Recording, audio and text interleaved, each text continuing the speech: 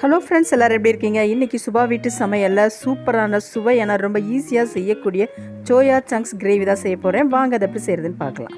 வெந்நீரில் ஊற வச்ச சோயா சங்க்ஸுக்கு கொஞ்சம் தயிர், அரைச்ச தக்காளி, உருளைக்கிழங்கு, பெரிய வெங்காயம், இஞ்சி பூண்டு பேஸ்ட்டு, கொத்தமல்லி தழை, தாளிக்கிறதுக்கு மசாலா, பச்சை மிளகாய். கனமான பாத்திரத்தை அடுப்பில் வச்சு சூடானதை எண்ணெய் ஊற்றி எண்ணெய் சூடானதை தாளிக்கிறதுக்கு போட்டு தாளிச்சிட்டு அதுக்கப்புறமா பெரிய வெங்காயம் போட்டு கூடவே உப்பையும் போட்டு நல்லா வதக்கிக்கணும்.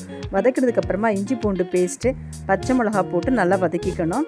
அதுக்கப்புறமா மஞ்சள் பொடி, மிளகாய் வத்தல் பொடி, கரம் மசாலா பொடி போட்டு நல்லா வதக்கிக்கணும். அதுக்கப்புறம் நம்ம அரைச்சி வச்ச தக்காளியை போட்டு நல்லா வதக்கிக்கணும். கூடவே கட்டியான தயிரையும் கொஞ்சம் ஊற்றி நல்லா வதக்கிக்கணும். அதுக்கு பிறகு நம்ம ரெடி பண்ணி வச்சுருக்கிற சோயா சங்க்ஸு உருளைக்கிழங்கையும் போட்டு நல்லா கிளறி விட்டு தேவையான அளவு தண்ணியும் ஊற்றி மல்லித்தலையும் தூவி 2 ஸ்டீம் விட்டு இறக்கிக்கணும். சூப்பரான சுவையான சோயா சங்க்ஸ் கிரேவி ரெடி. இந்த வீடியோ உங்களுக்கு பிடிச்சிருந்தா லைக் பண்ணுங்கள், ஷேர் பண்ணுங்கள், கமெண்ட் பண்ணுங்கள். தேங்க்யூ.